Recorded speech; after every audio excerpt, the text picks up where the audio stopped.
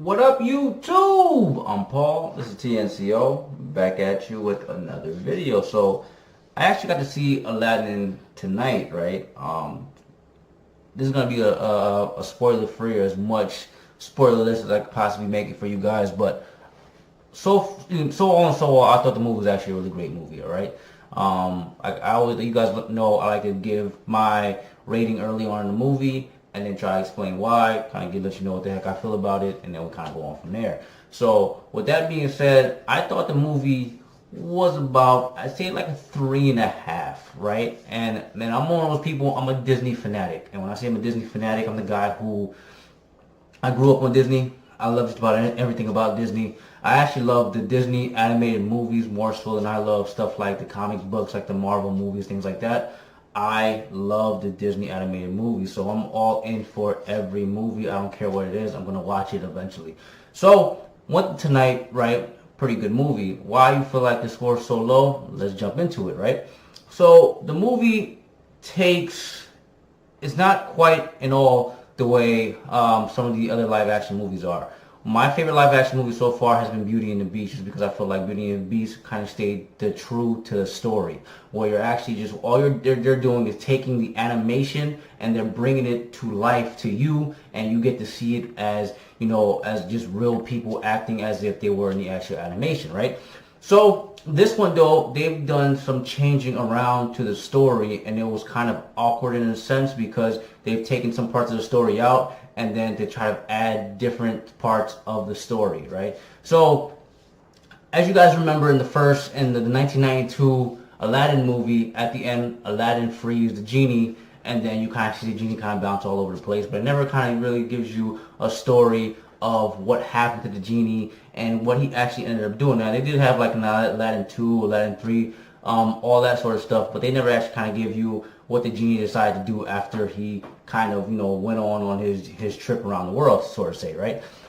Anyways, with this movie, it starts off letting you know what the genie actually got to do after he left Aladdin.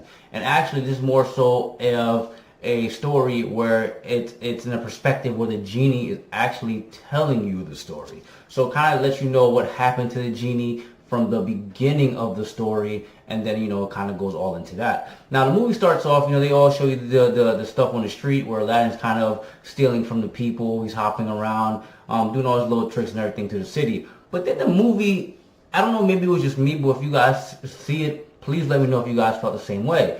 As the beginning of the movie, when he's kind of, you know, running through the streets and doing all these little animations and he's hopping from roof to roof, and I know there's a lot of special effects that go into that, it got very choppy, almost to the point where I felt like I could see the choppiness. Usually they kind of played off with the movie, and you can tell the special effects are a little weird as far as things for like the facial, but I can see stuff in the background almost kind of, it wasn't all smoothed out, and I don't know exactly how it went. It was almost like if it was like this, sort of say, and then it kind of went like this real quick, and then it kind of went back to this right away. It happened so fast, but you could definitely tell that something was wrong and it was off with the special effects.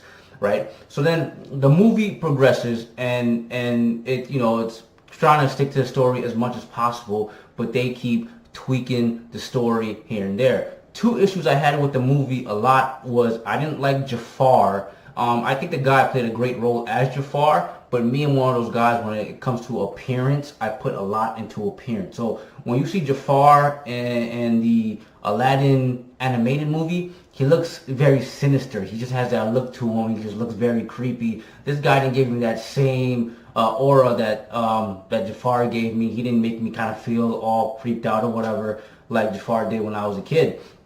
And then there was Iago the parrot. Iago, I feel like he didn't have too much dialogue throughout the movie. He said things here and there. He made his little smart remarks. But Iago had way more dialogue in the animated movie, and he said more stuff. And Iago really got under your skin, because every time you felt like these guys got to a certain point, Iago was able to pull him back and kind of mess that up for him. And I didn't feel like they gave Iago big enough anything throughout really the movie. So once again, like the movie, you know, it's a love story. It's a love story showing you where the rich, you know, and the poor kind of meet. And another thing with this movie is when you watch the movie, you see a lot, for example, with the animated film, you know Aladdin is the main character. You can feel Aladdin's the main character. With this movie, they meshed everything, and you almost feel like the movie is almost as much about Aladdin as it is about Jasmine. And you kind of, in a way, I kind of feel like the movie is actually more about Jasmine.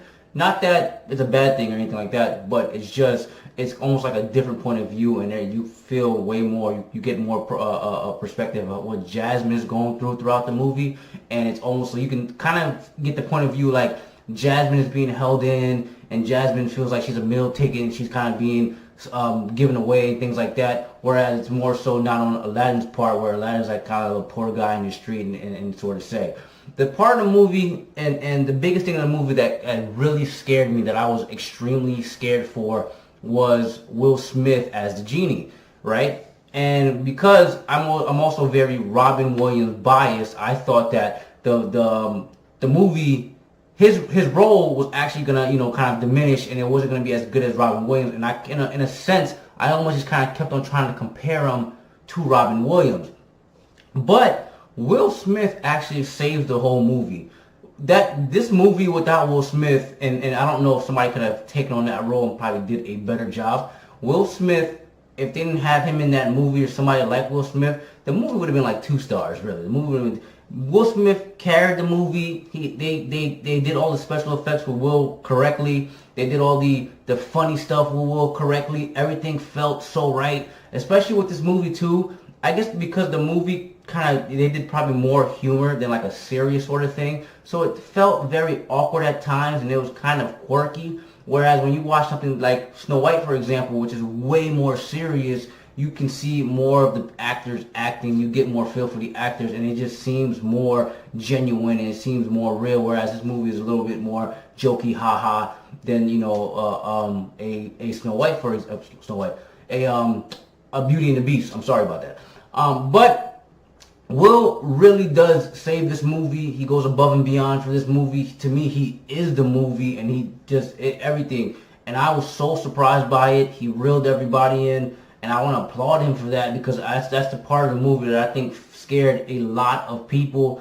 The music, everything that he did was spot on. So once again, Will, man, thank you for that. But I don't want to give you guys, too much away from this movie. That's just what I thought about it. You guys, I definitely think you guys should go check it out. If you guys are, a little bit older, if it's a husband and wife sort of thing, and you guys kind of grew up on Aladdin, and you guys want to go see it, do be prepared. It's a little odd from probably what you're used to as a kid. Now, if you want to go take your kids to go see it, definitely go take the kids to see it. I think it'd be a great movie for the kids, for any family. Do not miss out on it. I would definitely go see it again, but don't go in there thinking that it's gonna be a home run right out of the park. I'm not gonna say it's not. It's not a bad movie, but it's not